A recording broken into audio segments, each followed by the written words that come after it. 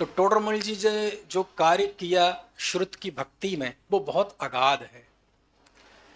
लेकिन टोडरमल जी के द्वारा लिखी हुई ये चिट्ठी, ठीक है, चूंकि आजकल जमाना अब ईमेल का है, जीमेल का है, हॉटमेल का है, व्हाट्सएप का है ना, सोशल मीडिया का है, इसलिए चिट्ठी लिखने और पढ़ने की आदतें अब गए गुजरे ज़माने की बातें हो गई।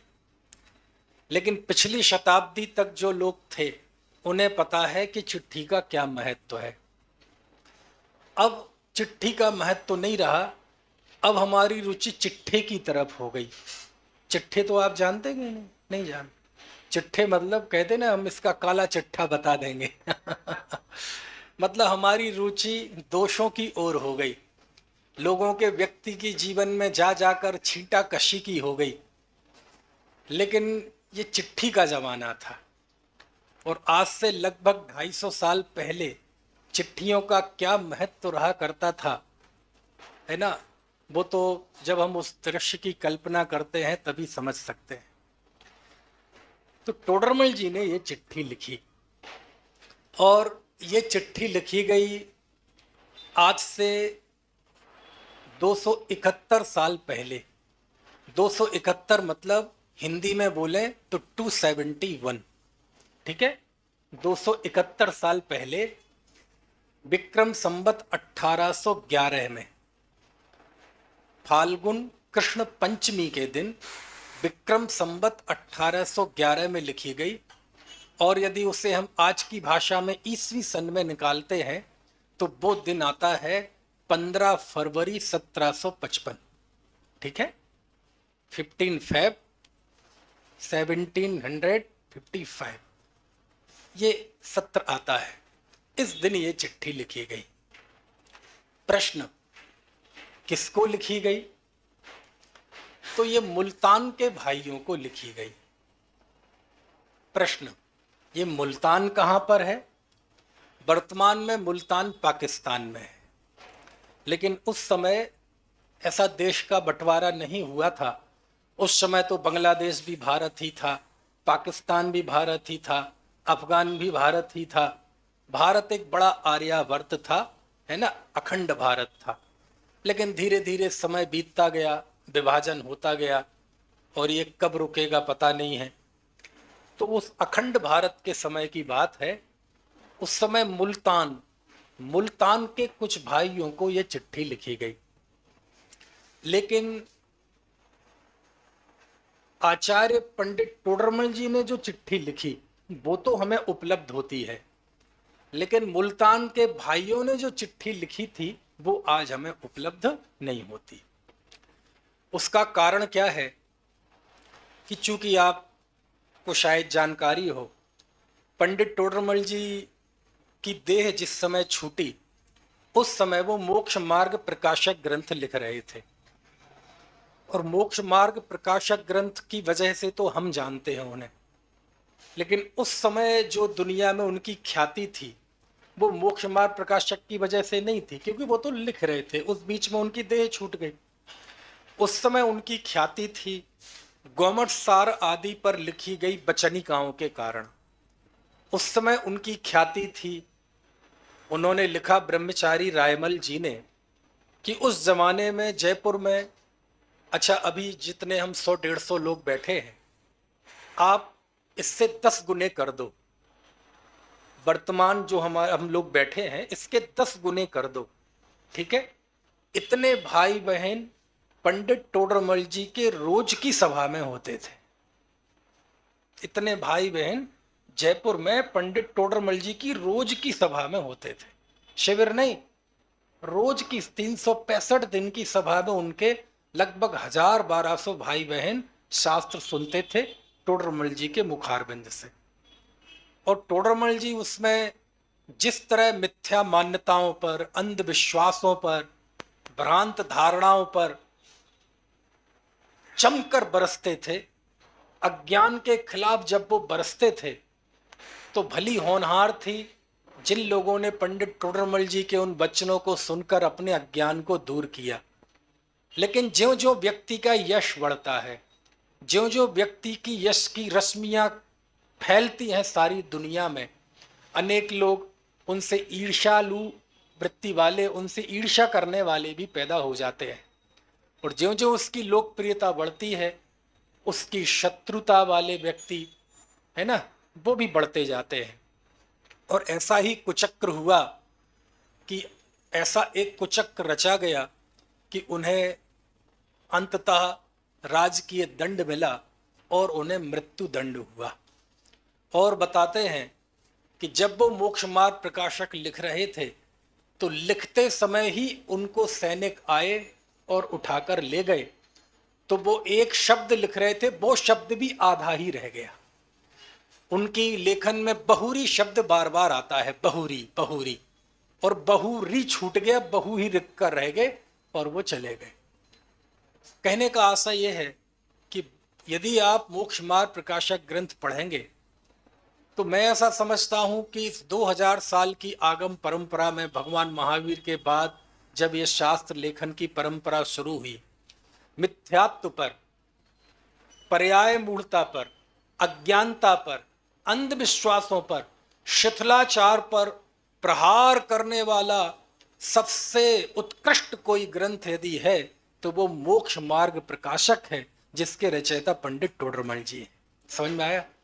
लेकिन एक काम इतना आसान नहीं था और उसका उन्हें फल भुगतना पड़ा। कैसे भुगतना पड़ा कि लगभग 47 साल की कम उम्र में ही उनकी देह छूट गई। तो उस समय इस तरह से उन्होंने अज्ञानता और मिथ्यात्व पर प्रचार किया पंडित टोडरमल जी ने कि वो अपने आप में आज इतिहास है। उससे ऐसा पता चलता है कि पंडित जी की ख्याति कितनी अधिक हो चुकी थी, कितनी अधिक हो चुकी थी। समझ में आया? तो जब उनकी मृत्यु दंड हो गया उन्हें, तो उनका सारा सामान जब्त कर लिया गया। सरकारी, आप जानते हैं सरकारी काम कितने असरकारी होते हैं। आपने देखा होगा जो थाने होते हैं, थाने की बाउंड्री के अंदर बहुत सारे 2 व्हीलर 4 व्हीलर पड़े रहते हैं, सड़ते रहते हैं। कबाड़े से भी बुरी दशा उनकी होती है। जिनके वो हैं, हो सकता है आज वो ही ना रहे हो। समझ में आया? सरकारी माल है, बेचा जा नहीं सकता। तो जब इतने बड़े बड़े वाहनों की ये दुर्दशा होती है, तो पंडित टोडरमल जी का जब सामान जब्त किया गया होगा तो एक कागजों की क्या दशा रही होगी। समझ में आया ना? तो टोडरमल जी ने जो चिट्ठी लिखी मुल्तान, वो चिट्ठी तो मुल्तान के भाइयों के पास सुरक्षित मिली, लेकिन टोडरमल जी के पास जो चिट्ठी आई थी वो सरकार ने सारा सामान जब्त कर लिया, तो वो चिट्ठी हमें आज तक नहीं मिली। समझ में आया? लेकिन मुल्तान में जिन मंदिर था, शास्त्र भंडार था, हस्तलिखित कितने ही शास्त्र पांडुलिपियां वहां सुरक्षित थे। और जब देश आज़ाद हुआ 1947 में, तो 1947 के बाद जब मुल्तान के भाई जब भारतवर्ष आए डिवाइडेशन के दौरान, तो उस समय वह वहाँ से मंदिर भी ले आए। जितनी भी मुल्तान में मंदिर में मूर्तियाँ थी, वो सारी मूर्तियाँ एरोप्लेन के जरिए वो लोग आए और उन्होंने उसके लिए जयपुर स्थान चुना। और आज भी वो मूर्तियाँ जयपुर के आदर्श नगर मंदिर में वो मूर्तियाँ विराजमान है, और वो कहलाता है मुल्तान वालों का मंदिर।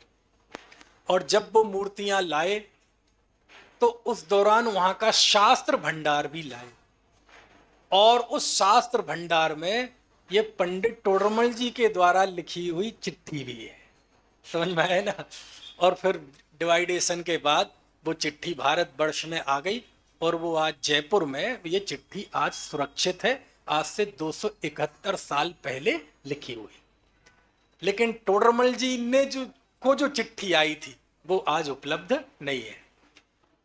तो मुल्तान के भाइयों ने एक चिट्ठी लिखी जहानाबाद। नाम तो जानते हैं आप जहानाबाद?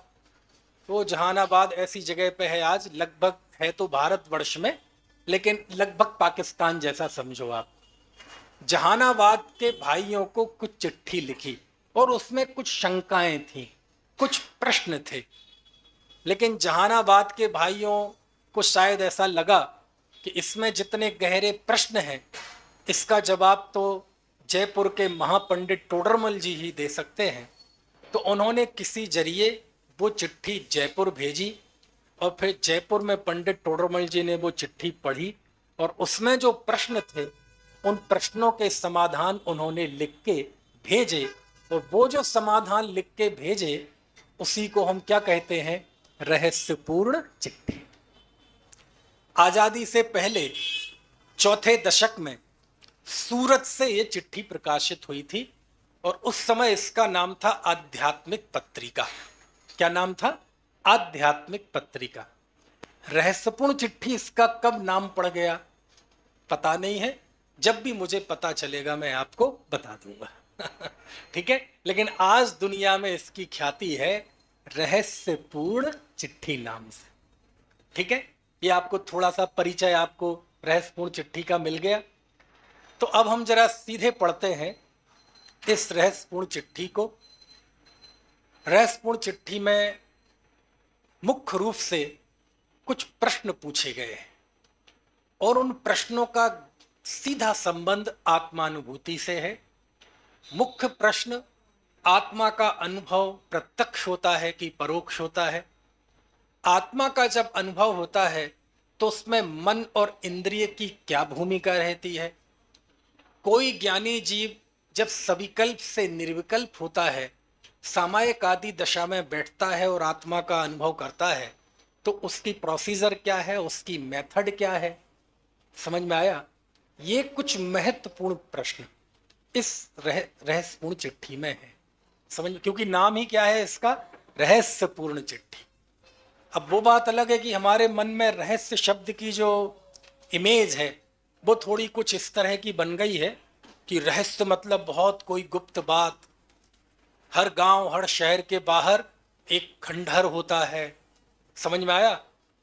किले का खंडहर, वो खंडहर में कोई नहीं जाता है, बड़े बड़े झाड़ फन्नूस उसमें उगाते हैं, रात में कहते हैं उसमें भूत प्रेत रहते हैं, है ना। ऐसे स्थानों पर फिर वो टीवी वाले जाते हैं और बताते हैं इस किले का रहस्य। समझ में आया ना? तो रहस्य शब्द की हमारे मन में एक ऐसी इमेज बन गई है। रहस्य मतलब आत्माएं, भूत प्रेत, सूनी बावड़ी, खंडहर, है ना, चमगादड़ों की आवाज, है ना, तेज हवा चलना, पत्ते उड़ना, पर्दे, है ना, हिलने लगना। इस तरह की एक इमेज बन गई है और इस इमेज बनने में हमारे बॉलीवुड का बहुत बड़ा योगदान है। ये भी एक रहस्य है, लेकिन इसे रहस्य इसलिए कहते हैं क्योंकि दुनिया में यदि प्रकट है कुछ तो देह है, और जो प्रकट नहीं है स्वभाव से तो नित्य उद्योत रूप है। लेकिन अज्ञानी के ज्ञान में अनादि काल से सबसे ज्यादा उपेक्षित वस्तु कोई रही, अज्ञानी के ज्ञान में सबसे ज्यादा अप्रकाशित अप्रगट कोई वस्तु रही तो वो स्वयं रहा। समझ में आया ना?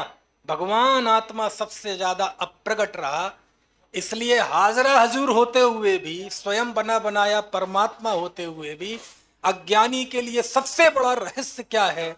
मैं, यह भगवान आत्मा, देह से पार भगवान आत्मा।